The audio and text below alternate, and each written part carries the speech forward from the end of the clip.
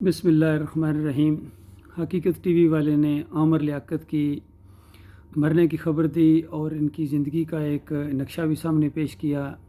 And बहुत बुरा हुआ इस आदमी का। और आखिर में हकीकत टीवी वाले कह रहे हैं कि बस हम इनके लिए दुआई कर सकते हैं और मरने वाले के लिए दुआएं करनी चाहिए। इसीलिए मैं कहता हूं कि कम से कम ऐसी हालत में मरो कि आपके लिए दुआए मग़फ़िरत तो की जा सके। अल्लाह ताला ने कुरान में हुक्म दिया है, औज़ु बिल्लाहि मिनश शैतानिर रजीम, बिस्मिल्लाहिर रहमानिर रहीम। मा काना लिन्नबी वल्लज़ीना आमनू अन यस्तग़फ़िरू लिल मुशरिकीन। नबी का ये काम नहीं है और किसी मोमन का ये काम नहीं है कि वो शिरक करने वालों के लिए इतनी बात अल्लाह से कहें कि या अल्लाह इसको माफ़ कर दे। क्योंकि और साथ ही कहा कि चाहे वो तुम्हारे करीब तरीन के रिश्तेदार ही क्यों ना हों, करीब तरीन के रिश्तेदार क्यों ना हों, तब भी तुम अल्लाह ताला से ये बात नहीं कह सकते हैं जो शिरक पर मरे हों। इल्लल्लज़ीना ताबू व असलहू व बय्यनू। और कोई आलिम दीन टाइप आदमी हो जिसने इससे पहले हज़ार शिरक किए हों, हज़ार नाफरमानियाँ की हों, लेकिन अगर वो तौबा करे और अपनी इस्लाह करे और फिर उसको बयान करे, ये आलिम दीन के लिए ज़रूरी है। ये नहीं कि आप स्टेजों से कुफ्र शिरक फैलाते रहे हों और लोगों को मुशरिक बना चुके हों और आप चुपके से तौबा करके मर दें। ना इस तरह अल्लाह मरने देता है और ना इस तरह आलिम दीन की तौबा कबूल होती है। ये पहला शख्स है, यकीन कीजिए, जिसके लिए कोई ऐसी खैर का कलमा वही निकालेगा जिसके दिल के अंदर ज़रा भी अल्लाह के दीन की कोई अहमियत ही नहीं होगी, वो निकालेगा। क्योंकि इस शख्स ने जितना अल्लाह के दीन को नुकसान पहुंचाया है, ना सिर्फ बल्कि मजाक उड़ाया है इसने। इस तरीके से सहाबा इकराम के ऊपर इस बेईमान ने ऐसी ज़ालिमाना फ़िक्रे कसे हैं कि जिनके तसव्वुर से रोंगटे खड़े हो जाते हैं। अबू बकर सिद्दीक़ के लिए, उमर बिन ख़त्ताब के लिए, सहाबा इकराम के लिए इस ज़ालिम ने बड़े खौफनाक जुमले कसे थे। और फिर जो दीन का मजाक इसने अपने स्टेज शो के अंदर, फिर रमज़ान के एक्टर था, एक सही मानों में एक्टर था और अपने अंजाम को पहुंचा। ऐसे लोगों के लिए जिस तरह नबी अलैहिस्सलाम ने एक जनाजे को देखा तो उसके ऊपर मुस्तरी और मुस्तरा का लफ्ज़ इस्तेमाल किया। तो सहाबा किराम ने पूछा कि या रसूलल्लाह ये क्या मामला है? तो कहा कि देखो, जब एक मोमन इस दुनिया से जाता है तो वो दुनिया की हर तकलीफ़ से, हर टेंशन से गोया निजात पा जाता है। और एक काफिर, मुशरिक और बदकार इंसान जब इस दुनिया से जाता है तो दुनिया और इस कायनात की हर चीज़ उससे निजात पाती है, शुक्र करती है कि गंद उतरा ज़मीन के ऊपर से, एक बोझ, ज़मीन का बोझ और ज़मीन का गंद उतरा, एक अल्लाह को गालियाँ देने वाला। यानी इस तरीके से जब कोई काफिर मुशरिक मरता है तो अल्लाह के बंदों, कम अज़ कम इतना तो करो कि कोई पीछे वाले दुआए मग़फ़िरत कर सकें। लेकिन अगर दुआए मग़फ़िरत की भी अल्लाह इजाज़त ना दे ऐसे आदमी के लिए, तो फिर तुम्हारा एंड क्या होगा? क्या आखिर मरना? कितनी फुर्तियाँ दिखाओगे, कितनी होशियारियाँ दिखाओगे और कितना फ्रॉड करोगे इंसानों के साथ और अल्लाह के साथ और अल्लाह के दीन के साथ? अल्लाह का दीन तो अपनी जगह कायम रहेगा, तुमने अपनी आखिरत बर्बाद कर दी। तो ये सारे लोगों के लिए बड़ा इबरत का सामान है, जितने ही दूसरे हैं। ये भी मैं नए गुजरा दादा, कोई मामूली आदमी तो नहीं था, कितना डॉक्टर और ये और वो, और किस तरीके से ये गुफ्तगू किया करता था और किस तरीके से सारे मामलात थे इसके। आखिर एंड क्या हुआ?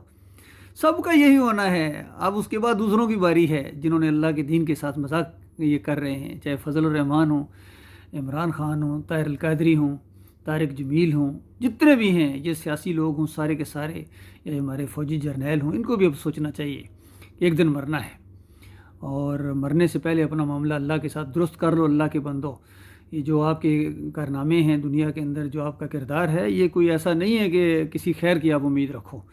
क्योंकि अल्लाह के दीन के साथ आपने वो खेल खेला है। 75 साल से इस उम्मत को शिरक की गोलियां दी जाती रही हैं, इसके साथ फ़राड। अंदाज़ा लगाइए, इससे बड़ा कोई फ़राड हो सकता है कि 75 साल बाद पता चला है कि ग़ुलाम है। हम तो 14 अगस्त के जश्न मनाते रहे हैं कि आज़ाद कौम है, ज़िंदा दिल कौम है, और 75 साल बाद पता चला कि ग़ुलाम के ग़ुलाम हैं। हमारे फ़ैसले वहाँ जनाब अमेरिका में होते हैं और हमारे गबरू जर्नैल कमांडो कोर्स किए हुए एक टेलीफोन कॉल बर्दाश्त न कर सकें। और ऐलान के साथ जब मुशर्रफ साहब ने कहा तो मुझे बड़ी तकलीफ़ हुई इनकी ये बात सुन के कि मैं अमेरिका के साथ नहीं लड़ सकता हूँ, मैं तो इंडिया के साथ लड़ सकता हूँ। हालांकि तुम इंडिया के साथ भी नहीं लड़ सकते हो, क्योंकि वहाँ जो माँ और बहनों के साथ हो रहा है, कश्मीर में जो माँ और बहनों के साथ हो रहा है, اور ہمارا ملک کا ایک حصہ جو دائیں بازو کاٹ دیا گیا تھا ابھی تک وہ بھی آپ نے واپس نہیں لیا ہے، تو نہیں لڑ سکتے ہو تم۔ یہ بہت بڑا فراڈ قوم کے ساتھ ہو رہا ہے کہ ہم جناب اطمینان رکھو۔ کیا اطمینان رکھو؟ جب غلام بنا دیے جاؤ گے، ایٹمی اثاثے تمہارے ان کے ہاتھوں میں چلے جائیں گے اور وہ ان کی فوجیں یوکرین کی طرح اندر گھس آئیں گی، تو اس وقت کیا کرو گے؟ اللہ کے بندو، ترس کھاؤ اپنی جانوں کے اوپر، مت فراڈ کرو قوم کے ساتھ اور ملک کے ساتھ اور اپنی جان کے ساتھ۔ اللہ کے دین کو خالص کرو۔ توحید کی دعوت آپ کے سامنے رکھی جا رہی ہے، ایمان کی، عقیدے کی۔ میں آپ کا بھائی ہوں، میرا ایک پورا چینل ہے، اس کے اوپر خالص ایمان خالص کے گرد میرا یہ ہر بیان اس محور کے اوپر رہتا ہے کہ میری قوم کے لوگوں تمہارے ساتھ فراڈ ہو رہا ہے۔ اس سے پہلے بھی تمہارے ساتھ فراڈ ہوا تھا، تمہیں فراڈ کیا گیا تھا کہ پاکستان کا مطلب کیا، لا الہ الا اللہ، اور 75 سال بعد پتہ چلا کہ تم غلام ہو، اور اب پھر حقیقی آزادی میں تمہیں دلواؤں گا۔ تم حقیقی آزادی کیا، تم یہ نواز شریف، شہباز شریف اور فضل الرحمان کی غلامی سے نکال کر تم اپنی اور محمود قریشی اور فواد چودھری کی غلامی میں دے دو گے، اور کیا کرو گے؟ آقا تبدیل ہوں گے، بت تبدیل ہوں گے، قوم غلام کی غلام ہی رہے گی۔ اور اس کا علاج ہے، یہ آزاد ہونا ہی نہیں چاہتی ہے، اس ملک کی اکثریت نہیں چاہتی ہے، عظیم اکثریت نہیں چاہتی ہے کہ یہاں اللہ کا دین راج ہو۔ اس لیے کسی اسلامی تحریک یا مومن کا کیا ساتھ دیں گے؟ یہ انہی کافروں مشرکوں کے پیچھے دوڑتے ہیں، انہی جوکروں کے پیچھے، انہی نمک حرام غداروں کے پیچھے اپنی آخرت برباد کر رہے ہیں، اپنی جوانیوں کو برداشت کر رہے ہیں، اپنے بیوی بچوں کو ان کے اوپر جو ہے وہ نچھاور کر دیں گے۔ کسی کے جو ہے نا بیان میں نے یہ بات نہیں سنی ہے کہ کوئی توحید کی بات کرتا ہو، اللہ کی وحدانیت کی بات کرتا ہو۔ ریٹائرڈ آفیسرز کے بیان آتے ہیں، کسی کے اندر یہ جرأت ہی نہیں ہے۔ میں آپ کا بھائی ہوں، میں فوجی افسر ہوں، 70th PMA لانگ کورس تھا میرا، 7 پنجاب ریجمنٹ، PA 23232۔ اس لیے خالص ایک درد بھرے دل کے ساتھ میری قوم کے لوگوں میں آپ سے مخاطب ہوں کہ ان فریب کاروں کے پیچھے نہ چلو، ان جوکروں کے پیچھے۔ یہ آپ کے لیڈر ہیں، یہ آپ کے لیڈر ہیں، آپ کو جہنم کی آگ کا ایندھن بنا دیں گے، اپنی دنیا کی خاطر تمہاری دنیا اور آخرت دونوں برباد کر دیں گے، اور تم اس قابل بھی نہیں رہو گے کہ تمہارے لیے اتنی بات کہی جائے کہ یا اللہ اس کو معاف کر دے۔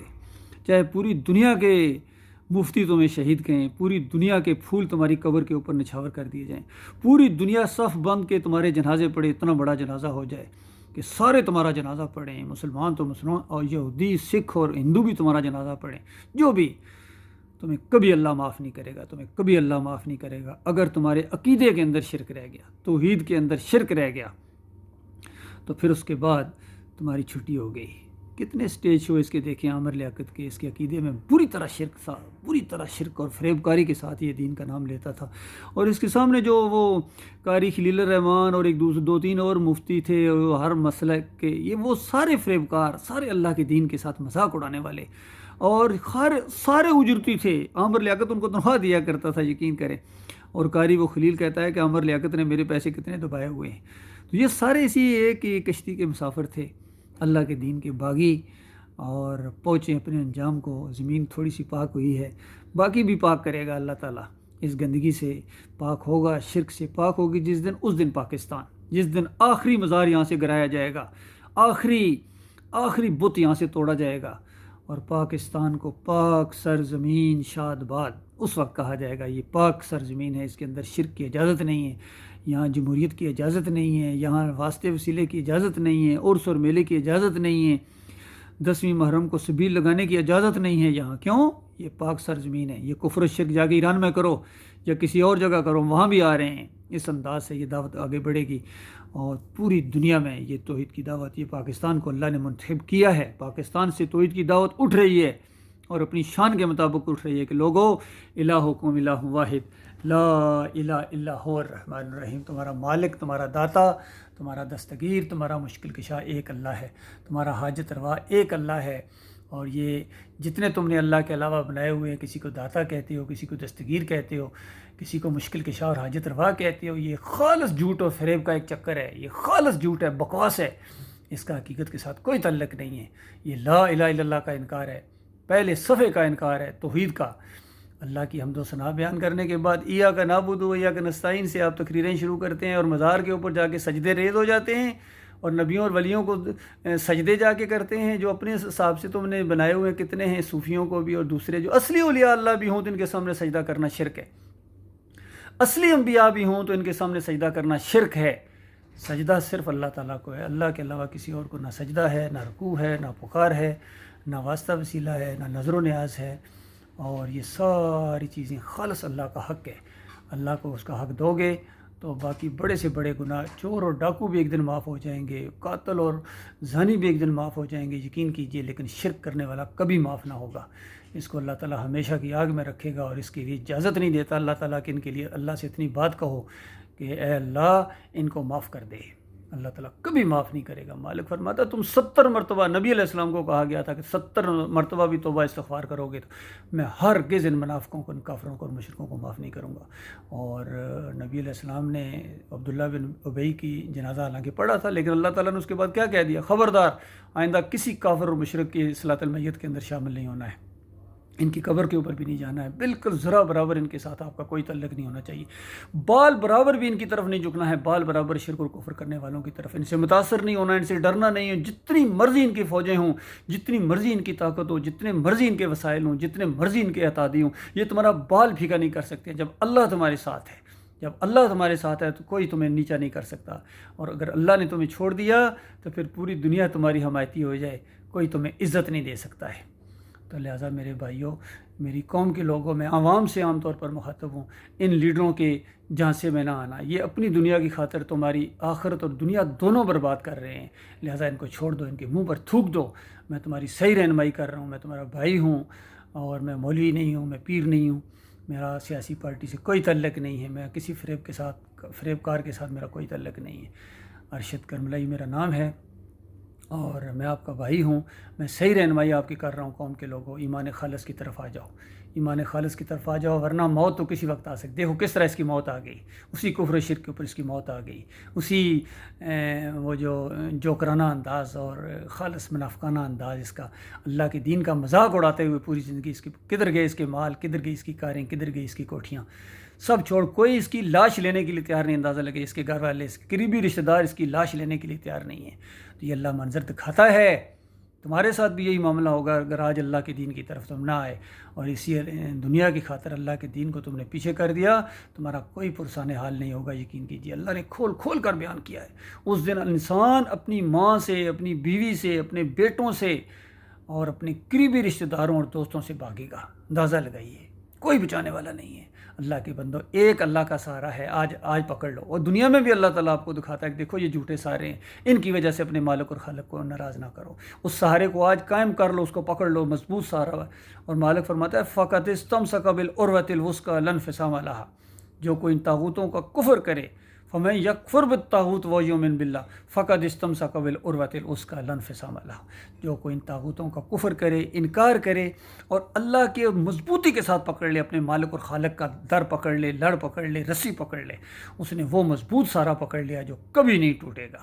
اللہ کے فضل و کرم سے میں نے 38 سال پہلے یہ سارا پکڑ لیا تھا، میرے مالک نے مجھے رہنمائی فرمائی، میرے مالک نے اپنے دین کی سمجھ عطا فرمائی، جب میں 7 پنجاب ریجمنٹ میں تھا مجھے دین کی سمجھ آ گئی۔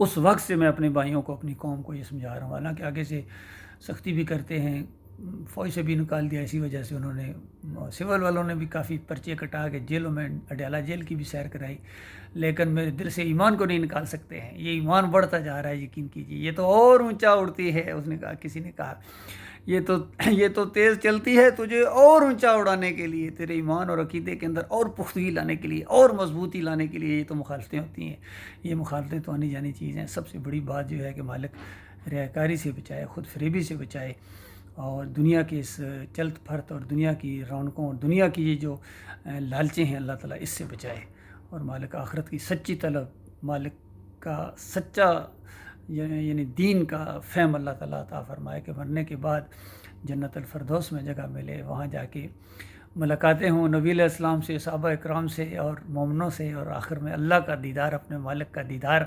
مالک کا سچا وعدہ ہے اپنے مومن بندوں کو اپنا دیدار کرائے گا، کسی کو صبح شام، کسی کو ہر ہفتے، کسی کو ہر مہینے، کسی کو 6 مہینے بعد، کسی کو سال میں 1 مرتبہ۔ مالک ان لوگوں میں شامل فرمائے جن کو مالک صبح شام اپنا دیدار کرائے گا۔ سبحان اللہ، سبحان اللہ۔ اور یہ ایمان خالص سے ہوگا، یاد رکھیے، توحید سے، شرک کا رد کرو، شرک کے ساتھ ایسی دشمنی کرو باپ مارے کا جس طرح بیر ہوتا ہے، اور شرک کے قریب نہ جاؤ، اللہ کے بندو، اس کے منہ پر تھوک دو، بدعت کے منہ پر تھوکو، اور ہمارے نبی محمد صلی اللہ علیہ وآلہ وسلم کا طریقہ یہ سب سے بہترین طریقہ ہے، آخری نبی، ختم نبیین، اور صحابہ کرام نے اس طریقے کو اختیار کیا۔ کس طرح دنیا میں ان کو اللہ نے عزت دی تھی، وانتم الاعلون ان کنتم مومنین، اللہ کا وعدہ پورا ہوا یا نہیں پورا ہوا؟ مالک نے فرمایا تھا تم مومن بن جاؤ، میں تمہیں عزت دار کروں گا، میں تمہیں عزت سے نوازوں گا۔ مالک نے عزت دار کیا یا نہیں کیا ہے؟ کیونکہ وہ مومن بنے تھے، وہ بریلوی نہیں تھے، وہ دیوبندی نہیں تھے، وہ اہل حدیث نہیں تھے، وہ سلفی نہیں تھے، وہ صوفی نہیں تھے، وہ مخلص مومن تھے، مخلص مومن، یکسو مسلم مومن تھے۔ نبی علیہ السلام نے ان کو اسی نقطے کے اوپر اکٹھا کیا تھا، اسی نقطے کے اوپر جمع ہوئے تھے، اسی نقطے کے اوپر اگر ہم بھی اکٹھے ہو جائیں، مالک کا سچا وعدہ ہے، آج بھی تمہارے ساتھ وعدہ ہے، مالک تمہیں اقتدار بخشے گا، پوری دنیا کی رہنمائی اور قیادت تمہیں سونپے گا، تمہارے سے وہ کام لے گا جو اللہ تعالیٰ اپنے مخلص بندوں سے لیتا ہے، لیکن اس کی طرف رخ تو کرو، اس کی طرف رخ تو کرو، ان سارے بتوں کو توڑ کے آؤ، جمہوریت کے بت، بریلویت کے بت، دیوبندیت کے، اہل حدیثیت کے، اور یہ سارے بتوں کے اوپر تھوک کے آؤ اللہ کی طرف۔ اللہ کے بندوں، میرے پیارے بھائیوں، اللہ تعالیٰ تمہاری رہنمائی فرمائے گا، اللہ تعالیٰ تمہاری حفاظت فرمائے گا، ملک کی بھی اور سرحدوں کی بھی، اور پھر کسی کو مداخلت کرنے کی اجازت نہیں ہوگی۔ سازش تو کر سکتا ہے لیکن مداخلت نہیں کرنے دی جائے گی، بلکہ ہم مداخلت کریں گے انشاءاللہ۔ ان کے ملکوں کے اندر جو بھی کفر و شرک ہوگا، جو زیادتیاں ہوں گی، ظلم ہوگی، ہم مداخلت کریں گے، ہم ان کو بتائیں گے خبردار۔